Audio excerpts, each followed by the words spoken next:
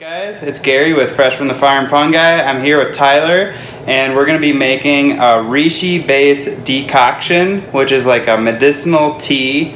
So I'm going to kind of go through some of our ingredients that we're going to be adding, and then we're going to make a batch of tea on the stove. So we'll start off with the water. So we used filtered water.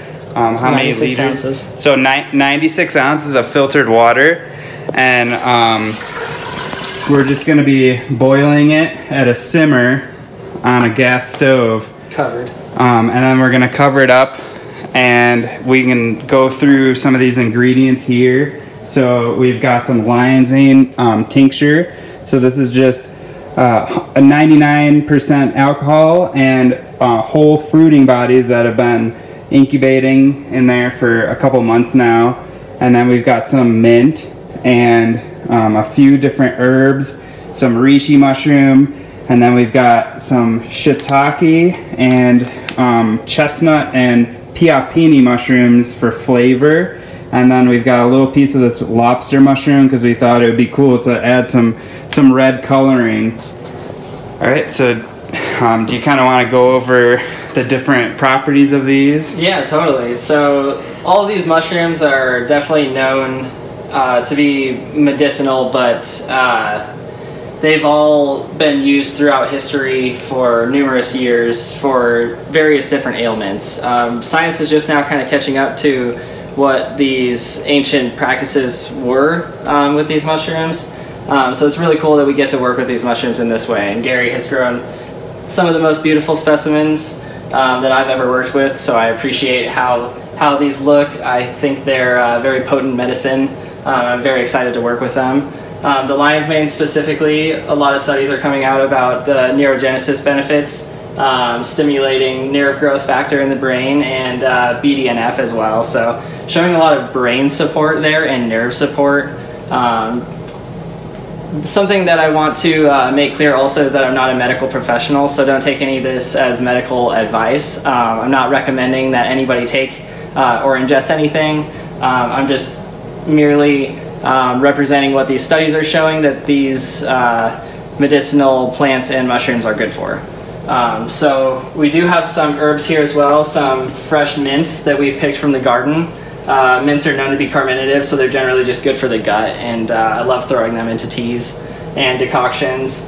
The rose hips and the hawthorns, they have special affinities for the heart specifically, which the reishi, the Ganoderma Lucidum specifically, is also known for. These are going to play well together because they're also high in vitamin C content, which helps the compounds within the Ganoderma Lucidum be more bioavailable in the body. So this is the Ganoderma Lucidum. She is incredibly beautiful. I am just blown away looking at her. I'm kind of just in awe. I don't even want to slice her, but I know she wants to be sliced for medicine. So there's numerous studies of Ganoderma Lucidum. The one that's specifically found here is the Ganoderma oplanatum, which is known as the artist's conch. So sometimes you can find that here in the wild, but this one was grown in Gary's beautiful fruiting chamber. So this is the Ganoderma lucidum, which is one of the most highly revered and highly studied mushrooms of all the medicinal mushrooms. This has been known throughout history to provide people with numerous benefits. I'll have to get my notes to remember all of the benefits, but there's seriously too many to name. It's good for almost everything.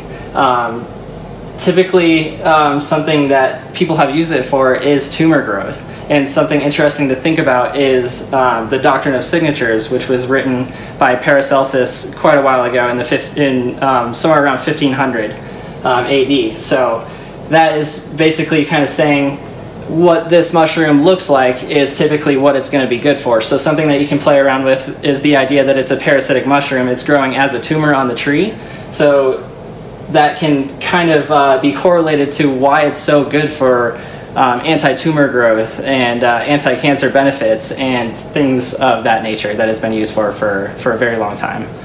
So we're going to decoct this mushroom because what we're pulling out is the polysaccharides from this mushroom. They are known specifically for their immunomodulatory support. but they also have a host of other benefits, antimicrobial benefits specifically. This mushroom is very widely studied for HPV, human papillomavirus, excuse me, and also HIV. There are some serious viral diseases that are being studied in terms of using this mushroom. So something that it also looks like to me is a liver or a kidney or a heart, which is kind of funny because it has affinities for all of those things. So then we also have some beautiful mushrooms here. These shiitakes are extremely high in vitamin D, specifically these ones were dried gills up in the sun, which does increase their vitamin D content. Paul Stamets has numerous wonderful studies about that.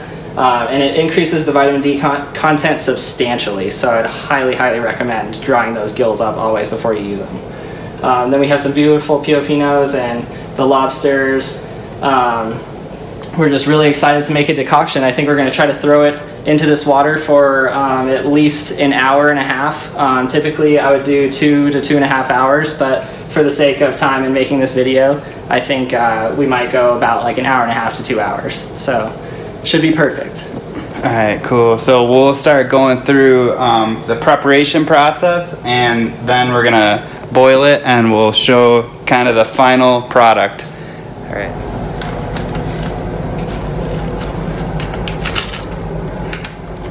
The first cut. All right, so we're gonna add this first. So I'm just gonna slice it up. You think that's the best way? It's beautiful. Yeah, so what we're doing is slicing it up to increase the surface area of the mushrooms so that we can pull out the most amount of mycopolysaccharides possible. Wow, look at how dense that is. That is beautiful.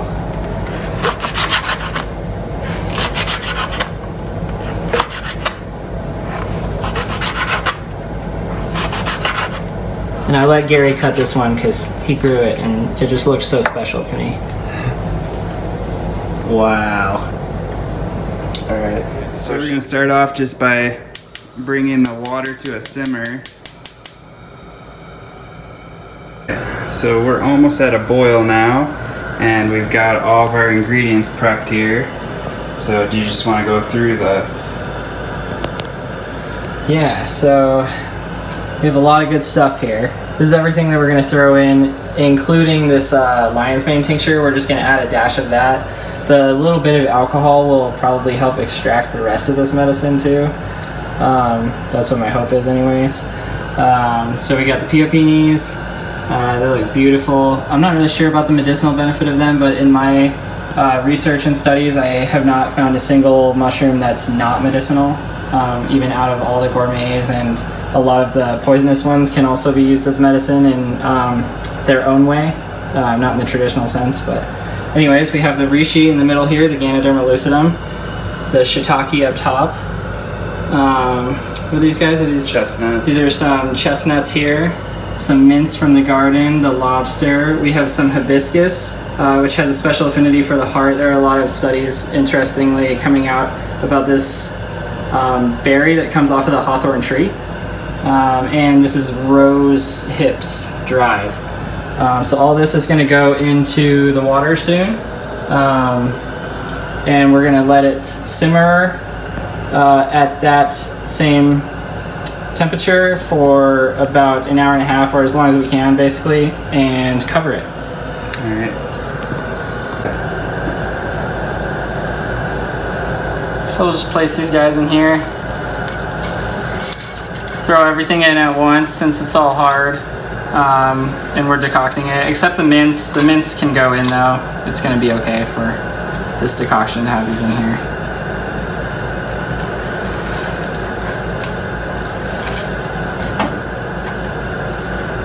So there's our mushroom decoction, the start of it. We'll stir it around a little bit and then add this lion's mane tincture probably when it's close to finished. Alright, so we're at a pretty good boil right now. We're going to bring it down to about a simmer. Just lower it down just a little bit and let it simmer for as long as possible. Alright, so we've poured a tiny little shot of this lion's mane tincture.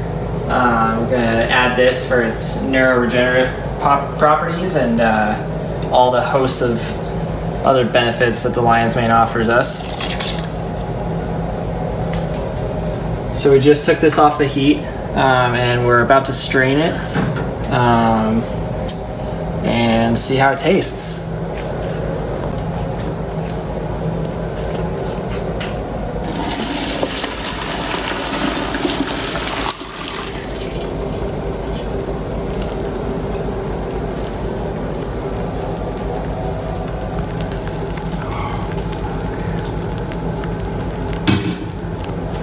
Alright, so we've strained our mushroom tea.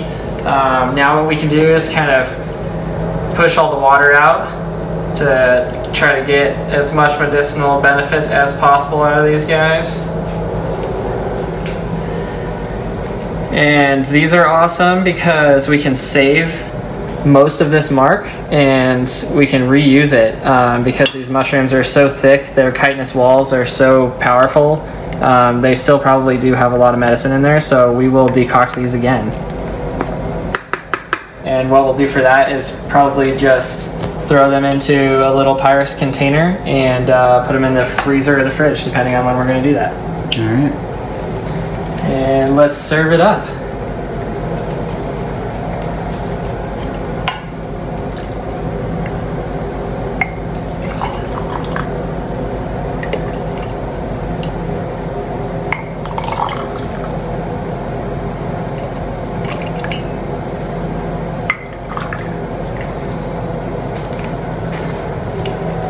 Reishi tea.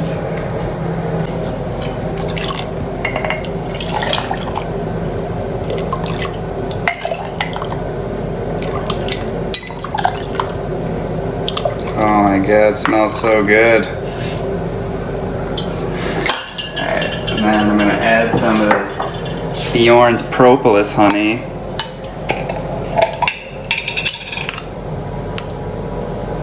Get lots of added antimicrobial benefit from that local honey. It's raw. Alright, first taste test.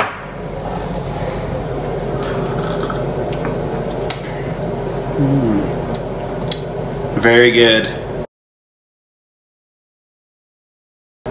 Alright, we're gonna go head upstairs and do our live stream.